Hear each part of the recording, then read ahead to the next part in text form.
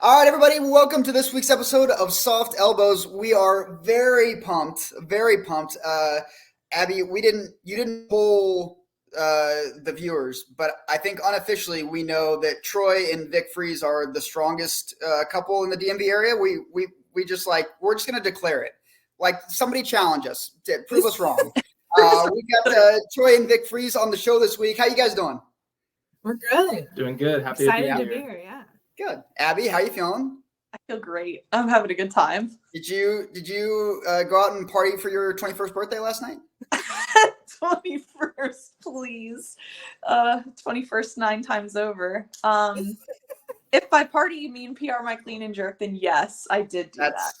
That's about as good a birthday as any of us can hope for. What was the PR you hit? I'm sorry, you said clean and jerk. What was the number? 109. 109. How much of a PR was that? 2 kilos. That's not bad. She's been on a tear recently. See, this is where I feel out of place on this show because Abby routinely will PR, I don't know, like this and that and whatever. And I know Troy and Vic, you guys are probably let's ask. When was the last time that either of you PR'd like I'm not talking like some obscure complex whatever, but like an actual like PR? Nationals. So okay, that's a pretty good place to do it. All right, a couple months. Yeah. What are you? In training, probably like a week before nationals. Yeah. Okay. Time. Yeah. All right. So like in the summer, guys, Yeah. it has been 4 years since I've PR'd anything. and like between us, just between the four of us, don't tell anyone else. I think my days of PRing might be over with. Like I might just never see it again. Like it's hard to say.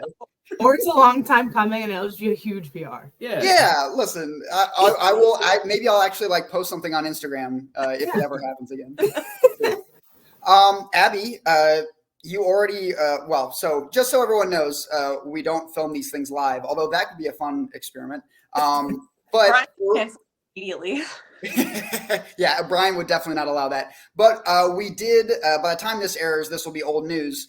We did just find out something exciting. Abby, would you like to share it with everybody?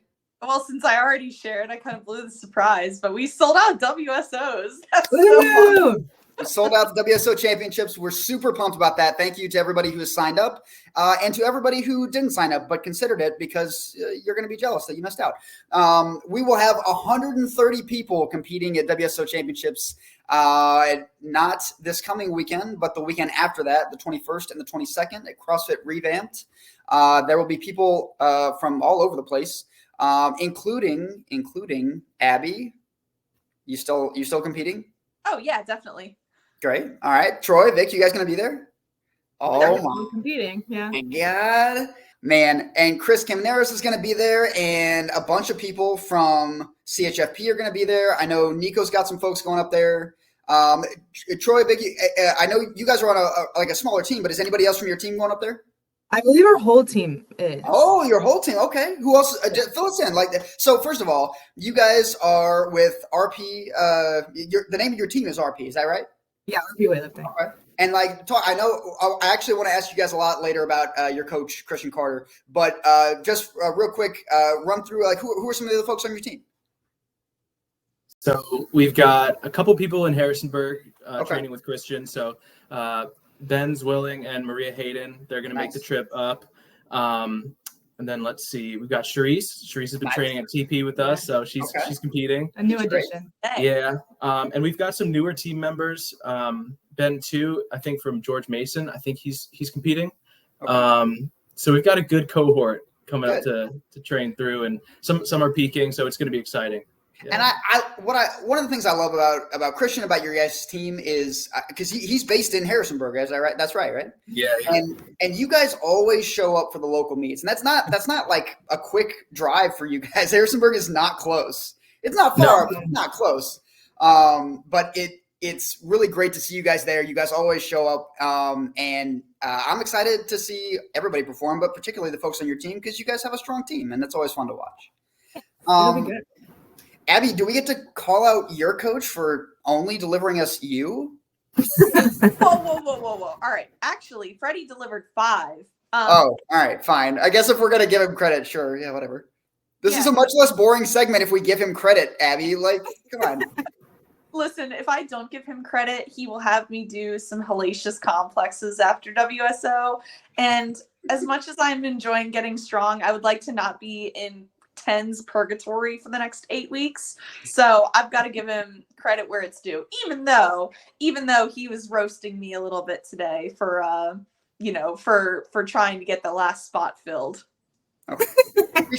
It's still a mystery to us. We don't know who it was. But whoever you were, thank you so much. Maybe they'll call themselves out. Yeah, please call yourself out in the comment section. Abby, do you know is Big Jake going to be making an appearance at WSOs? Big Jake will be making an appearance. He's not lifting. He is interesting. I talked to him. I talked to him last week, and his wife had their baby. So that's great. Jake and his wife. Really cute. I actually was like, send me all the baby pictures. And so I got a bunch of pictures of the little nugget, and congratulations to them. But he'll be there. I have a poll suggestion for this week, Abby. We should create a poll. Who do the people think will actually compete first, Big Jake or Big Jake's child? No? Okay. All right. I'm just an ideas guy. Like, I'm just trying to help out with because you do a lot of polls. Speaking of polls, we're going to introduce a new segment this week. We're going to get Troy and Vic to weigh in on this. But every single time Abby puts out a poll, she's like, oh, I'm just the admin. I'm not here to give my opinions, which is total bullshit. So we're going to just start making her on the show tell us her opinion on all of the things that she's polling people. This week it was what, jumps? How big a jumps you take? Is that right? Yeah, it was like when you're working to your top set, how do you get there? And the options were, I take like jumps based on kilos, because some people will take like 5 kilo jumps. There were percentage based jumps, because some people do like 5% jumps. And then there are others that are chaotic, and they will go bar 70, 120, 180 for their squats, and then they're done. And I'm just like, oh my God, my office hips could never. They are the ones that choose violence. And then I threw in an other, like, because some people just refuse to fit the mold ever. And then like, my favorite thing is when someone selects other and then doesn't elaborate on like the next slide. When I give them the elaborate, I'm like, okay, so what is your other then? If you don't fit the mold, what is it? Troy, Vic, I imagine you guys seem like very like precise, like scientific, like folks. Like I'm just imagining like you have some formula that you use to decide your jumps, or am I totally off base here? What do you guys go with? I think we both usually just go 10s. At least I go 10s. We each have like a pattern that we follow for each lift, so we know the jumps for snatches, we know the jumps for clean and jerks, and it's kind of just like ritual now. We don't even think about it. It's just on the bar for the next lift, and we just take it lift after lift. For squats though, I am a little like wild, but that's the only thing that's not as precise. Hold on. When you say what, Troy, first of all, like what is your squat? What is your PR squat? My PR back squat is 230. Nice. So kilos, just so we're clear, 230 kilos. Yeah. Okay. All right. So when you say wild, like, are we talking like bar 100 kilos, 200 kilos, go for it? Like, what are we talking about here? It's like red, like bar, red, and then whatever else. If it's like less than, in that space. Yeah. Sure. Yeah. No. Of course. Obviously. You don't go by percentages or numbers. You go by colors. I go by colors. Yeah. I like that. Very easy to follow. Am I know the answer to this question. I'll ask it anyway. Am I the only psycho who, like, if I've got a percentage range, I will get to that percentage range and then I'll just kilo myself up to the top of the range? Is it just me? It's just me. By 1 kilo? Yeah. just you. Just me. All right. Well, maybe there's somebody else out there. Anybody? No, just me. That's good advice for everybody. Do that. 1 kilo rule. It'll make your coach happy. Yes, you can either lift like 3 people who went to nationals this year, or you can lift like a guy who hasn't PR'd in 4 years. Like, you choose which of these paths you want to take. Yeah, I got it. Okay. All right. Next time, listen, Troy, next time I'm going to squat, I'm just going to go red, red, red, and we're just going to see. Give it a shot, Hopefully someone that I train with knows where the nearest hospital is. All right, what was another the recent one you had was like how you load the plates. You're very, admin, obviously, not you, of course, but like, what is your opinion on loading plates? I guess you seem very offended when people just put them on. It's funny, and I don't know if I want to admit this, so I might end up editing this part out, but honestly, I've kind of committed to the bit of being really upset when people send me ridiculously loaded bars, because I love getting them sent to me so that I can post them and like use them. Like, it's basically like I pretend to be really upset for the free content, honestly. Making memes is actually a lot harder than people give it credit for. And so like, if someone wants to send me a silly bar, that's basically like, it's kind of it for the week. So, in actuality, I don't care, because like, I'm silly about how I load my bar sometimes. And like, if I'm not like moving more than 85 kilos, like in a day, I'm going to load blue and green just because I think it looks cooler.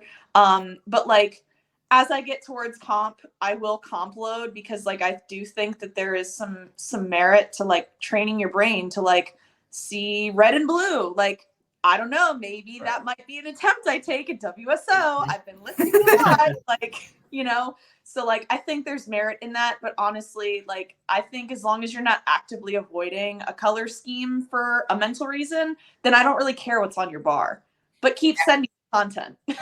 Abby, I'm telling you right now, you're not going to need it. But if by chance you need 4, 5, 8 attempts to get red and blue, like we're doing it. We're just gonna let you go. We'll let you go wild at WSOs. All right, folks. How do you guys? Do you care? Do you have a do you have? I think I'm pretty anal about it. Honestly, okay. I don't know if it's because I'm a teacher, but I cannot handle when it's ugly. Like, once you get a 65, it should be a red. And that's just, or for women anyway. But like, I don't know. If it's 55, like no double greens. Blues. I hate double greens. That's so lazy. And then like, if you have greens, just greens on. Don't drop the bar on the floor. Like, set it down nicely. And then you don't really like. Same with 45. Like, if you have a green and a 5, drop the bar like nicely. Don't just drop it. Vic, how far will your compulsion take you? Like, if another person is lifting and like someone's just dropping in to Tyson's Playground and they've got 2 greens on each side, like, will you be able to help yourself? It depends on how like approachable they look. I think I would probably, if it was like 2 or 3 greens on, I think I would say like, hey, like, you need to change your plates. Just because our plates are like, they do break because of that. So, and we don't have many of them. Yeah. So we like to keep them working, But even like people at the gym, like that I'm friends with, I'll call them out and then they're like, oh, whoops. So. Do any of you guys so some people care about the colors, but some people care about like how you literally like which side you put the plate on. So like the smooth side or the nut side. Do you guys care? Is that a thing for anybody? For us, Troy is definitely like Troy right now is thinking of the last 5 times somebody like violated that and now he wants to just crush their skull. So for us, the first plate that goes on the bar, we do bolts out. Bolts out. Okay. All the rest, bolts in. Hide the bolts. All the rest. Yeah. Yeah. So when you're looking at the bar from either side, you shouldn't see any bolts. Okay. So that's like the way to do it. And I don't think Troy would necessarily, like, if someone put it on for him, he probably wouldn't change it. I wouldn't change it. Yeah. I think it's funny that you guys call them bolts because I call them nuts. Yeah.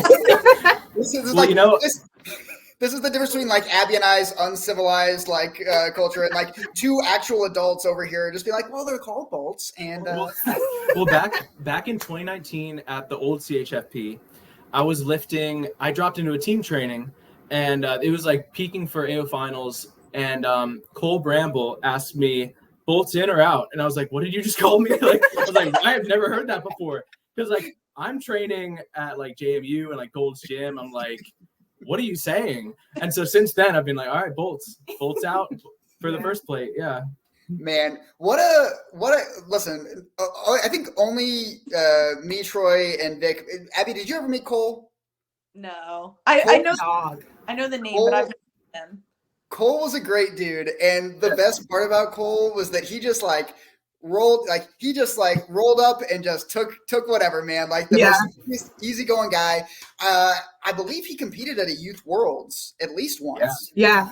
So like he could play, but like he just like the most easygoing, easy-natured guy, and then would just like lift the house and then just be like, all right, so like we're going for ice cream or like what's nonchalant? Yeah. He's the best guy to have in the gym. It was great.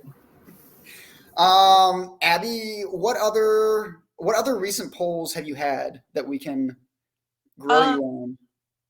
Oh, the one that people got really upset about was my shoe. The Velcro thing. Oh yeah. Yeah, on my ROM, like comes undone sometimes. And like I have never ever stopped or missed a lift because my Velcro was undone. And people got so upset. They were like, no, stop immediately and fix it. And I'm like, it's really not a big deal. Like, I don't know. Like, and then my favorite responses were the ones from like Cole and Nico, who both have the ASICS shoes. And they're like, we don't have Velcro. And you're better than you. Troy doesn't have Velcro either, actually. Yeah, I've got the Adidas. No Velcro. Oh, wow. He has like the little knob that tightens. Oh, those are cool. Does that knob actually do anything, or is it just like a... It's kind of for show. It like tightens the shoe, so it like I don't know. I haven't tied my shoes in years. Yeah, so he just slips his shoes on. You're gonna turn in one day. You're gonna need to like tie your shoes, and you're gonna turn into SpongeBob from that one episode where he can't tie his shoes. Yeah, I'll have to do it. What a great moment! Like Troy's about to go like clean and jerk 200 kilos, and he's like having a mild panic attack on the side until Vic comes out of nowhere and just like ties his shoes for him. What a time! True love there. So let's to talking about you folks. I want you guys. Am I right that you met at JMU? Is that right? Okay. And were you both weightlifters at the time, or did one convince the other to start? He was a weightlifter. I'll let you talk first since you started. Yeah, I was a Christian, and he'd been my coach for like a year and a half or something, and we only had one other teammate, and that was Maria. And I think he was always looking to see if anybody was interested. He always told all the students that, because he taught a strength and conditioning class, and he was always like, hey, if you're interested in learning the Olympic lifts, let me know. I can teach them to you. If you want to compete, I can help you with that. He's just very open about it. And so this one took his class. Yeah, I took his class. And then I waited basically the whole semester until I finally grew up the courage to like ask him, hey, like, I think it would be really cool to learn Olympic lifting. Do you think you could teach me? He's like, thank God you finally asked. About time. And so, because I guess he could just see my legs. I don't know. But then I started training, and that's where I met Troy in the gym. So we didn't know each other, but she started training with us and joined the team. Yeah. Yeah, it was. And Troy, did Christian teach you weightlifting from scratch, or did you have any sort of background in that before you went to JMU? I learned the lifts while I was wrestling in high school, and I did a little bit of CrossFit and stuff, but then in the off seasons I would switch to like weightlifting, and I sort of fell in love with it. And I was lucky that one of the wrestling coaches was like pretty proficient in the lifts. He taught me the lifts. I did my first competition, I'm really dating myself, in 2013, and it was super fun. And then I did like a competition every summer. I went to JMU in 2015. Was coached by one of my friends for a while, and then 2016, one of my best friends, then he was a stranger, approached me on the bus and was like, hey, you should go talk to this guy named Christian Carter. And I was like, yeah, maybe, like I'm kind of doing well on my own, I was like, young and dumb. And so eventually I like talked to him, and I start training in the athlete's gym, and he's like, I could coach you if you want. And I was like, yeah, okay. And then he put me through hell with like, sets of 10 and sets of 5 on the snatches and power position cleans and all that stuff. And that was like end of the year 2016. And then it's been that way ever since. So okay. And so your background was in wrestling, and I imagine other sports, but like was wrestling your primary thing in high school, or? Yeah, it was. Okay. Yeah. And then Vic, what was your athletic background prior to weightlifting? So I played field hockey all 4 years of high school, and then I also did track, like just to stay in shape, like sprinting. But I never really lifted seriously until probably college. Okay. And then I didn't start weightlifting until my sophomore year of college with Christian. What was it? So for someone who like Troy, it seems like had a background in at least lifting weights, if not weightlifting before college. But for someone who kind of just like found it at that stage, like what was it about weightlifting that kind of drew you in?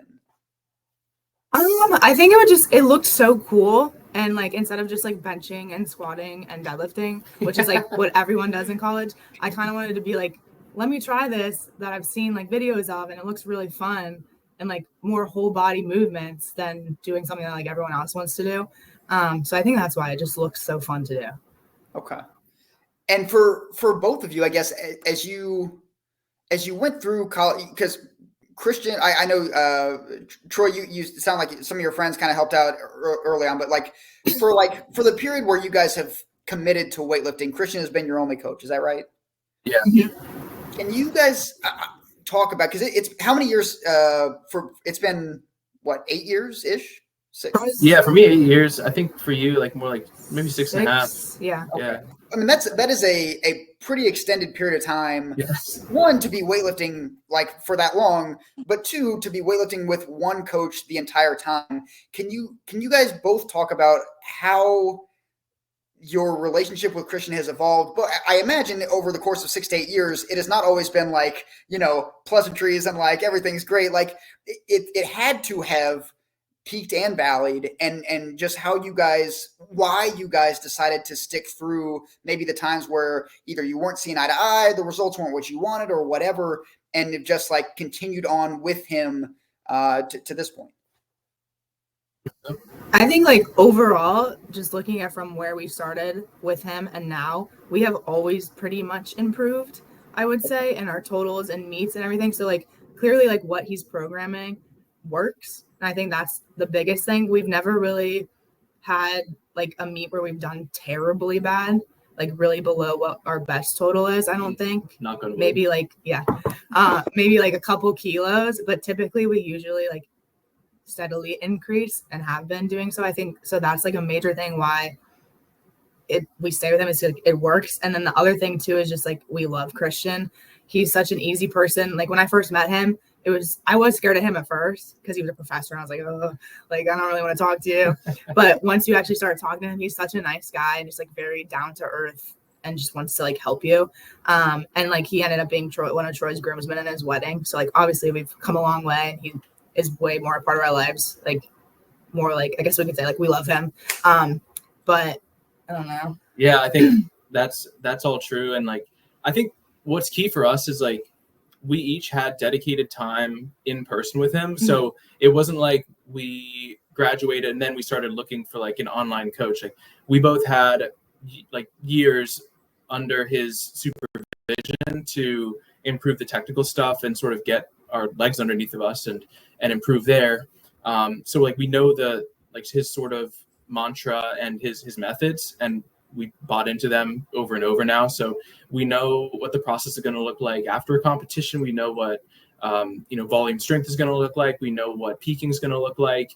We know what we need to do outside the gym and then what we need to do inside of the gym. And so we've just sort of had like this snowballing effect of like building on momentum. And we've each had injuries. Some of those like valleys would be like, I've had issues with my hamstrings that have sort of like sidelined me from going for big lifts and at competitions and stuff. And Victoria's had, issues that have sort of derailed like the progress that we want. And it, changes the reality of things day-to-day training. But through and through, he's always been very like pragmatic. and it's, you know, we might build something up in our heads like, oh no, like I'm not feeling so good. Should I really tell him like, oh, maybe it'll feel better tomorrow and it'll just go away? But like, and it always turns out to be like, just tell him and he'll be like, okay, let's adjust. Yeah, like when I first started, I would like be like, oh, I can't tell him that I'm not feeling, like my leg hurts, I'm injured right now, because then he's just gonna be mad at me. And then he was just more mad at me that I didn't tell him. So now like we communicate much better, and he kind of like set the law down like, hey, if you're not feeling good, like you need to let me know so we can change things around in your program, because you're gonna just keep hurting yourself. Yeah. So definitely like started out maybe not as comfortable saying those things, but now like it's just like we're talking, having a normal conversation too. Yeah. And another thing too is, and when COVID happened, I think a big thing too is he let us lift. I was at JMU and Troy had graduated. Yeah. And he was back there living with me. And Christian let us lift in his garage gym basically for the whole duration of that period where you couldn't go out anywhere. So like he gave us a place to lift where a lot of people like didn't have that because all the gyms were closed. So that was a big thing too. Like he's just very caring and will do anything basically for us to succeed. Okay. And Vic, to your point, you guys, you know, again, hopefully this remains true. I'm not trying to jinx anybody here, but you guys have just steadily improved, which is impressive that you guys, like you said, neither one of you has ever had like a quote unquote bad meet, but the steady improvement in and of itself is impressive, but it also requires a lot of patience. And I feel okay saying that like weightlifters on the whole are not particularly known. They're not a group of people known for their patience.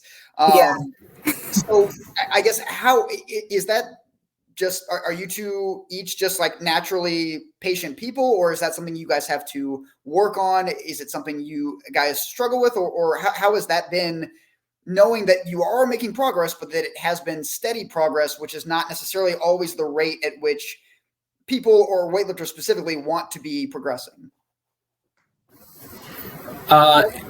It took a while so no, the answer is no, we're not patient people by default. Okay.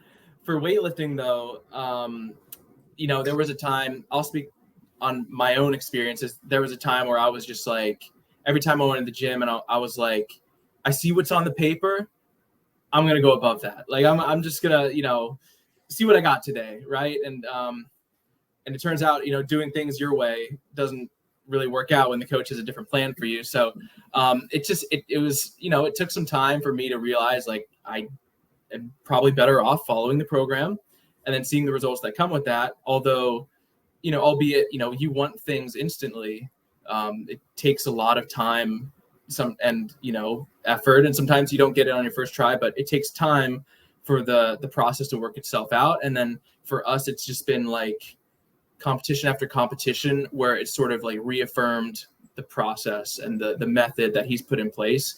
So at this point, we know that the delayed, you know, gratification is the way to go. And like, we know once we slip back into like post competition, like strength, like endurance training, pretty much like muscular endurance stuff, we can still see like 3 months ahead where we're going to be.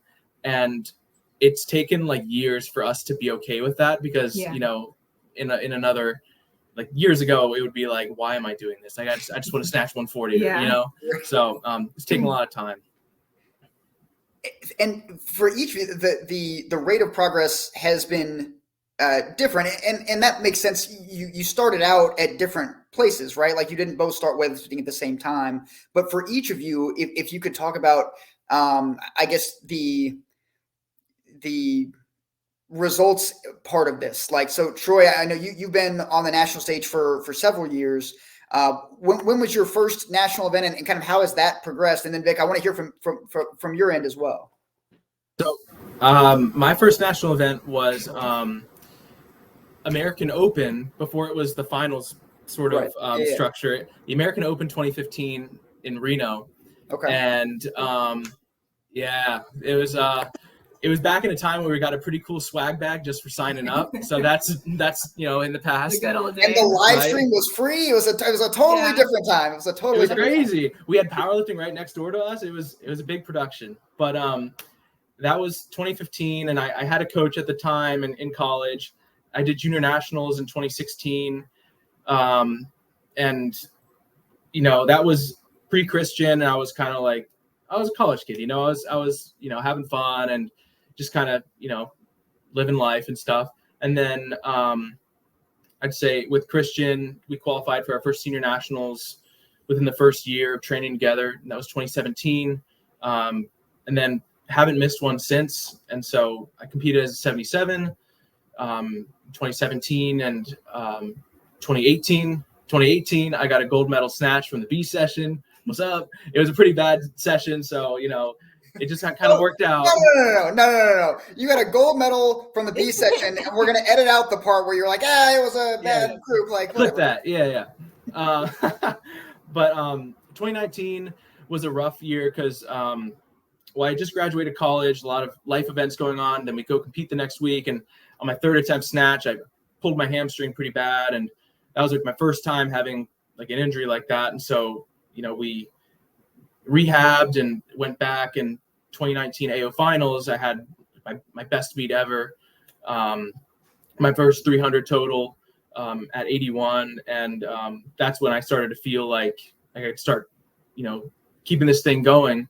And so since then, it's just kind of gone better and better. Not always exactly what I want. I've had a couple of meets where I've had a couple kilos of regression, but then, this past nationals, I hit the 320 total, got silver in the total. And I was super happy about it. It was the meet that I really wanted for such a long time. So, in a good place now. And it's been a wild ride.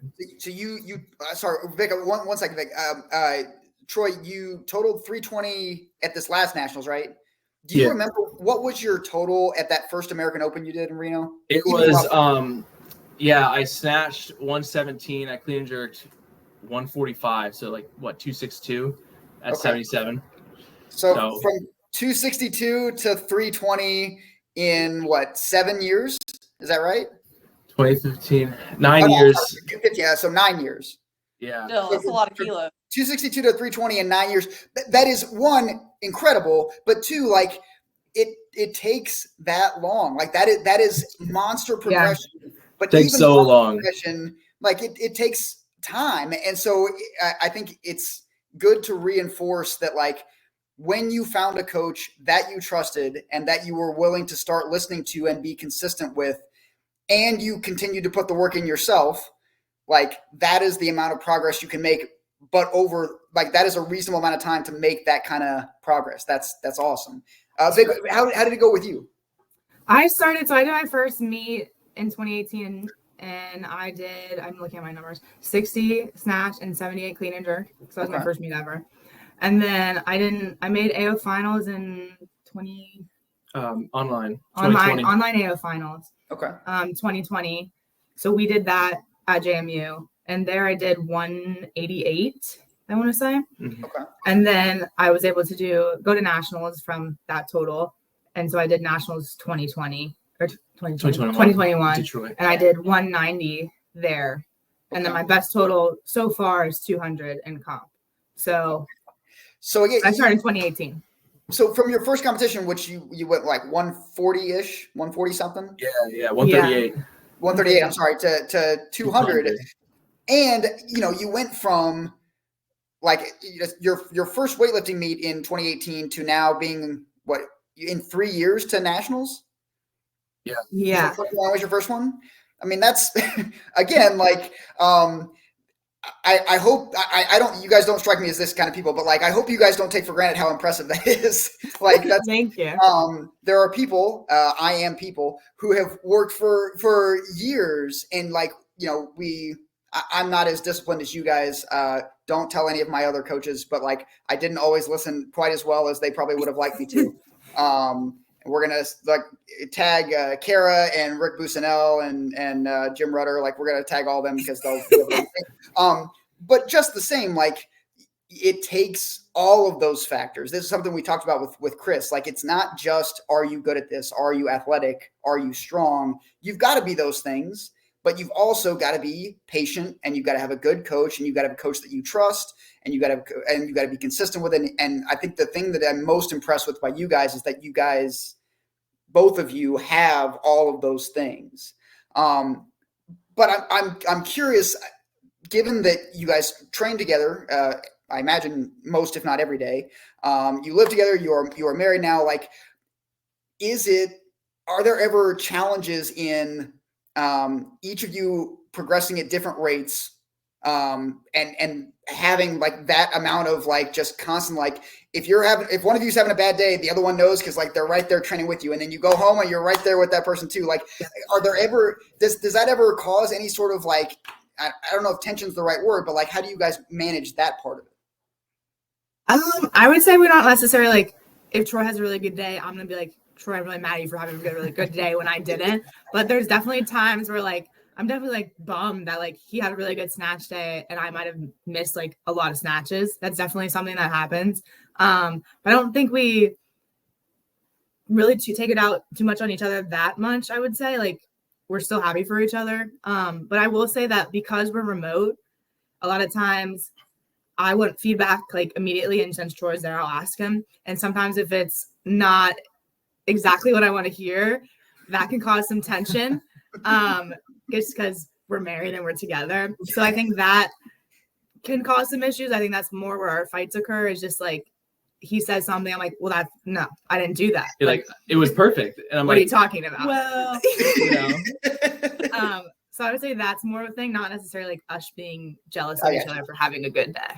But sorry, if that's how it came across, that wasn't. No. I didn't think that you guys were upset that the other one was having a good day, but more that like the frustration in that it wasn't happening for both of you, I guess. Yeah, and I mean, it happens. Like, I didn't PR my clean and jerk for 2 years. Like early 2022, I hit like 176.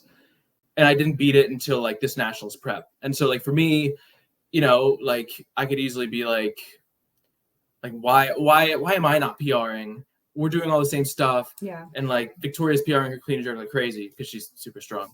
But like, yeah, it's like it's more of like her gain is my gain. And it's like, part of the reason that we've been able to like keep going with this sport for so long is that we do have each other, and we're each other's support system. So it's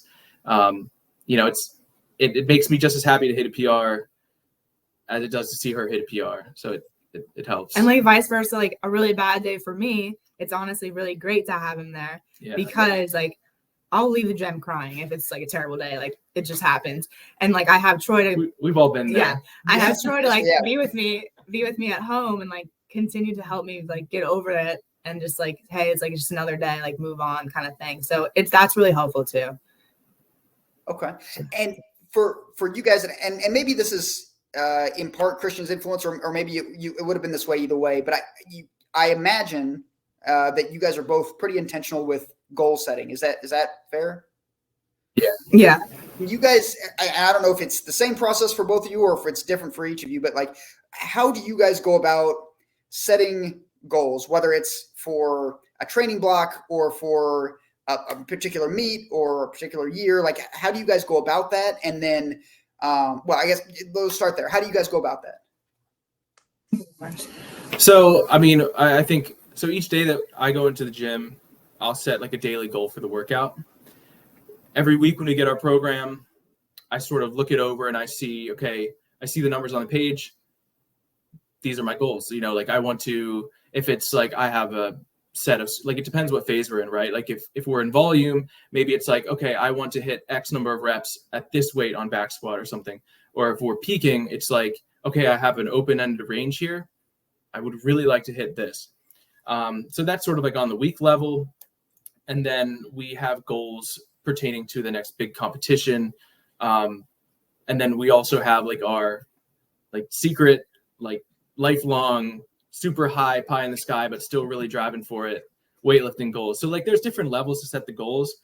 And I'd say, it's important to try as hard as you can to get to them, but not make them so rigid that you are broken if like everything doesn't go your way. Like if you get injured or you have like a tough, we both work, right? Like, if we have a tough day at work stress is really high, we don't get good sleep, goals shouldn't be so rigid that, they don't take into account your current situation and stuff like that. So it's important not to be too married to those goals, but also have them to be like something that you're still reaching for. You don't want them to be too far in your comfort zone. You want to kind of like reach a little bit outside every time and push yourself a little bit. So yeah, like day, week, and then like competition goals coming up. Yeah, I would say I don't really make like daily goals per se. Like I look at my numbers. I'm like, okay, like let me hit my numbers.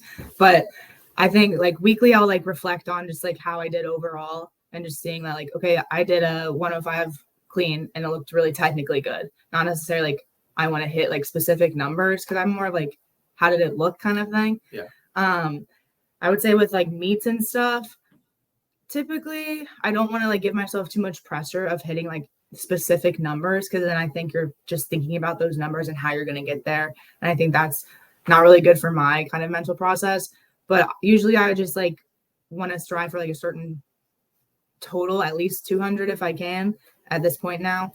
But I would say like I'm not crazy on goals. Like I make them, but I'm not like constantly making goals, if that makes sense. Okay. And you, Vic, you said you were a teacher, is that right? Yes. What do you teach? What grade do you teach? I'm a high school teacher, so I teach PE, but I also teach personal fitness, which is like a weight room class. And so I teach like 10th to 12th graders. And I imagine that sometimes that some of those high school age kids make for stressful days for you. Is that fair? Oh, yes. I am curious. To say the least. He's going back to high school days right now. We all have coworkers, and everyone has coworkers that we have particular feelings for. But I imagine that it is a different kind of stress, if you will, to have the annoying people that you're working with be children.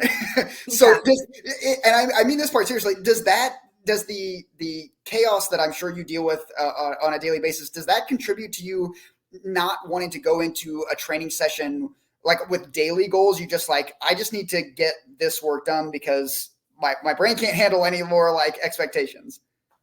I would say probably, yeah. There's so much going on at school, like every day, and so many crazy things happen. And I'm in a school that is probably like the lowest on the totem pole in my county. But it makes it fun, but definitely just like not one of the best. So I think definitely that plays a part in it where I just like, once I remove myself from that, I'm at the gym, like I'm not really focusing on goals. I'm just like, let's get to training and let's have a good training session kind of thing. Let everything go and lift. Yeah, I get it. And for each of you, Troy, you've mentioned injuries, and Vic, I'm sure you've dealt with other obstacles to include, your day-to-day job. But can you talk about how you guys have adjusted or how your ability to adjust your goals, not necessarily day-to-day goals, but like your near-term goals, your long-term goals, how your ability to adjust those has evolved as you've progressed in the sport? Does that question make sense? Yeah. I imagine how you deal with having to adjust your goals now is different than how you dealt with having to adjust your goals 5 years ago or so. Yeah. I remember back in like 2017, I was going to AO finals, and the whole training cycle, I was like, I don't know why, I was so hell bent on like, I need to make the A session. And I was like, I'm just on the cusp. It would be so sick to be in the A session. And when the start list came out, I was in the B session, and I was like, oh, why am I even going? Like what is the point of all this? And I was like so hard on myself, and I didn't have a good competition. Like I was stressed about that, and I let it get to me too much, and it was too much about the numbers and all the other factors. But like kind of learned from that, where I was like, look, I can control what I can control. I can't control how people make a start list. I can't control what anybody else lifts. Like all I can do is focus on my day in, day out, my effort inside and outside the gym. And so like it sort of evolved to where I try to rule out things I can't control. Things are very fluid, with all the external factors and stuff that we deal with. And, it's less about the specific numbers and more about like, I want to lift the best that I can lift. How am I lifting? Like Vic said, quality is really important. So like we want to make sure that we're lifting with good quality, and with good quality is going to come better numbers and stuff. So it's turned more of to like, which is funny because we're in such a quantitative sport, but like a lot of qualitative like tracking, and we know that's going to set us up for more success with numbers and stuff. So that's sort of how it's changed. Yeah. Okay. Sorry. No, please go ahead. I would say like I used to be more, I mean, I still am a perfectionist, but I used to be like really crazy perfectionist. So if I didn't hit like specific things on my program, I thought I was a failure, and I was terrible, and things were not going to go well. So that was a good amount of time, like as I was a beginner and new. Now I would say I'm definitely better at just not being so hard on myself. But I also talked to a sports psychologist, Greg Young, who was at JMU and now he's working at IMG Academy. But he definitely helped me a lot too, and just like saying that you're not, like your lifts are not always going to be perfect. That's just not possible. And so like just thinking that like things you're doing are not going to be 100% all the time, and to be okay with that, and just giving like your 100% self that day is all you really can do. So like what Troy was saying, control what you can control, because there's a lot of uncontrollables in this sport too. Yeah. Okay. That's kind of like, it might be a little off topic, but something Christian said to both of us at nationals, because like, you know, we're talking about like our warm up, like this is right before we compete, like talking about warm ups, like what are we going to hit in the back room? What's our like intended opener and stuff, and like getting really psyched up. And he was like, hey, if you bomb out, or if you go 6 for 6, you still got to go to work on Monday. Like, no one cares. Like, so just kind of bringing you back to like reality a little bit. And that's the same, you know, with like setting the goals and stuff. It's like, hey, you can have a great workout, a bad one. Like, you got to go to work tomorrow. Like, you know, like the world still spins. That sort of mindset, you know. The struggle of the American weightlifter, having to have a full-time job. Right. Yeah. I don't know if that's what you were asking, but. Absolutely. No, absolutely. And you mentioned Christian. I wanted to ask you guys about him. I feel like there are certain coaches in the area who, like, you know, we know Jason from Bossa, we know Mike Troy from DC Weightlifting, we know Kara Head Slaughter. And many names that I'm forgetting. I'm so sorry. This is not personal. I'm just naming names off the top of my head. Please, internet, forgive me. But Christian, I feel like, and part of it could be because he's based in Harrisonburg and isn't like in the DMV area, is in my opinion one of the most underrated coaches in the area. Can you talk about, I guess, what his approach is, what his style is, and why that has worked for you guys and your other teammates? Yeah, I'd say so. His main job is at JMU. He's the head strength and conditioning coach for Olympic sports. So he works with athletes from a variety of sports, and his only goal is to like get them stronger in their sport. So like, but you know, his background athletically includes Olympic weightlifting, and he's done some powerlifting. So he has the know-how. He's got the hands-on experience, having lifted the barbell himself. So he's got like the perfect mix of experience and knowledge. And so when it came to weightlifting, you know, he takes that strength and conditioning approach where it's like, hey, I know how to get you strong. But he takes the know-how of weightlifting to say, it's not just about getting strong. It's about the finesse. It's about moving correctly. It's about the technique. And he sort of blends it together. And also he's a very mindful person. And so he also has like that empathetic side where he can meet you where you're at and be like, hey, things aren't going so well. Like, talk to me. Or like, things are going great. Let's keep pushing. You know, like he's good at understanding where you're at and sort of like encouraging you, or, you know, being there for you, wherever you may be. So for us, like I sort of mentioned, you know, we've got that cycle of you come out of competition prep, you go back into like this arduous cycle of muscular endurance, then you go into volume strength, and then you go into peak strength, and then you start peaking the Olympic lifts, and then you compete, and then you come back down, and it's this like sort of undulating cycle over and over. And so which is periodization. Yeah, Renaissance periodization. Hey, so like, contractually obligated to have it be that way. That's so yeah, that's sort of his approach, and it's not the flashiest. It's not gonna like, you know, he's not gonna like show a reel that's gonna get like blown up on Instagram and like super viral. It's like the coolest coach to work for, like, but it's the method that works time and time again. and the biggest part is if you're willing to buy in. So like I said, going off program, doing your own thing, or like you're like, I feel like I didn't hit my legs enough today. I'm gonna go squat like 2 extra sets or like 10 extra sets or whatever. It really takes you to buy in and do what you need to do outside the gym, with nutrition, sleep, mobility, stuff like that. But man, it works. Yeah. I think that was well said. Oh, thank you. Yeah, the takeaway I got was that Christian is a very effective coach, but not cool. Was that? Did I get that right? Is that? Yeah, that's it. Yeah. Okay, got it. I just want to make sure, just like the Cliff Notes version. Okay, all right. Funny. He called me out a few weeks before nationals actually, and because in one of the stupid memes I posted, it was like, I think I tagged DC weightlifters, Maryland weightlifters, Virginia Beach weightlifters, and he replied to the DMV account and was like, cries in Shenandoah Valley weightlifters. No, I'm offended. No. They're always forgotten over there.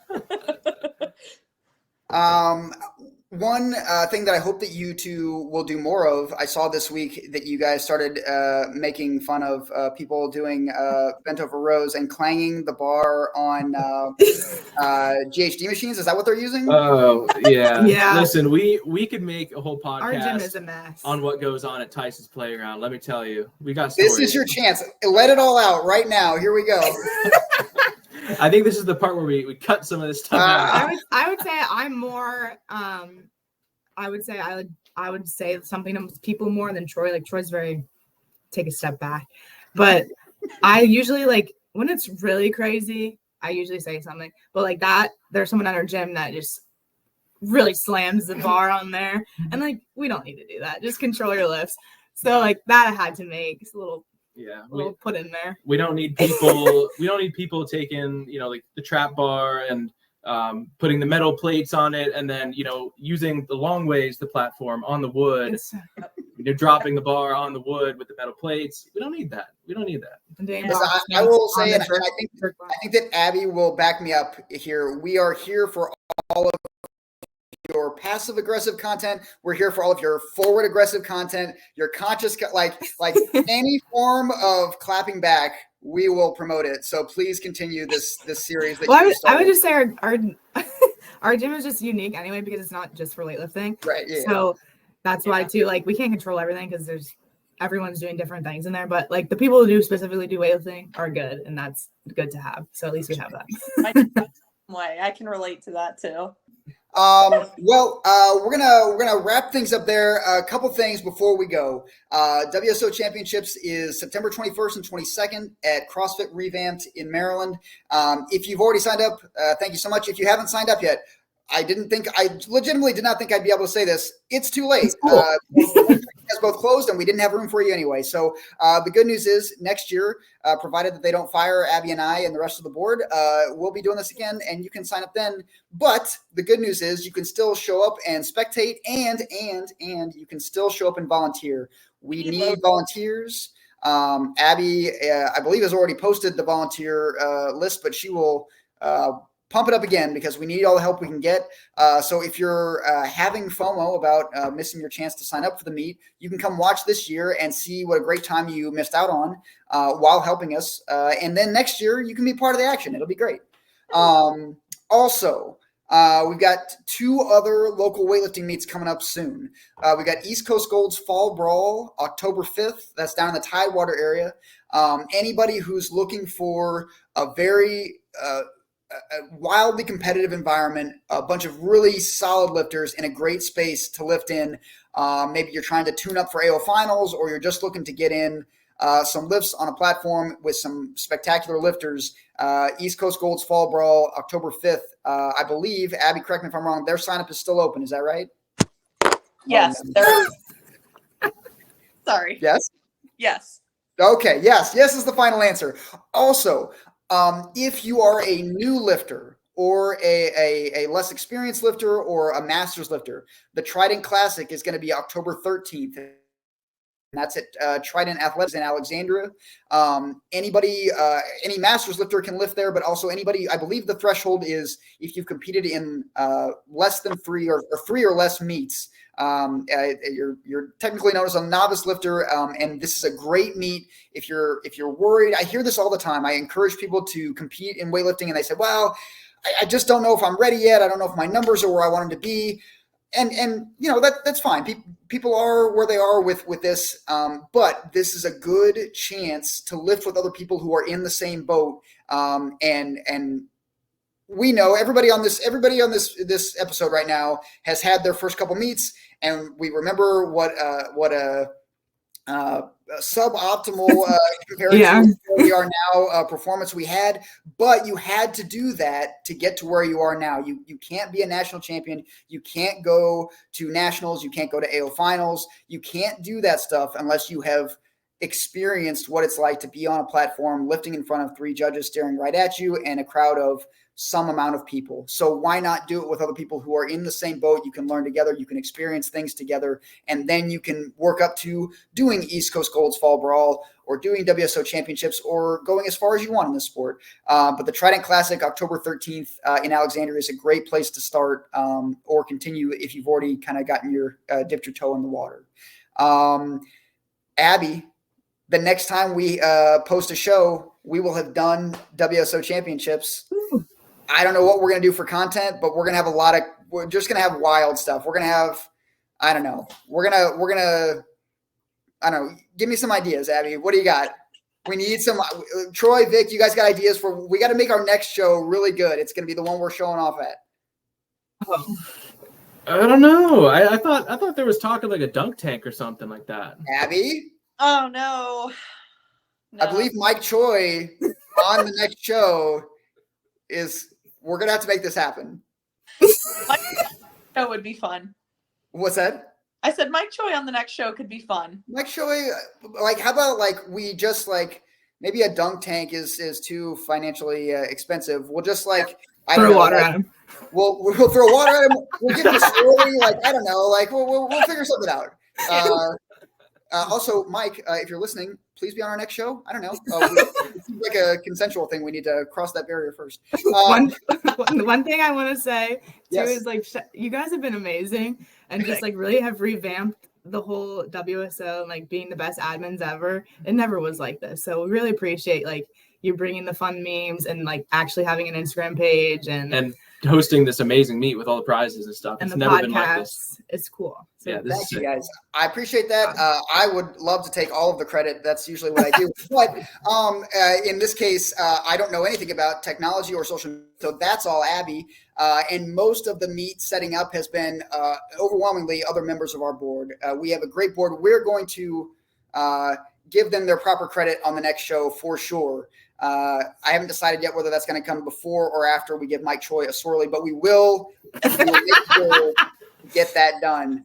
But until then, hope everybody's meet prep goes well. Thank you so much for tuning in, and we will see you on the next Soft Elbows podcast. Have a good night, everybody. All right.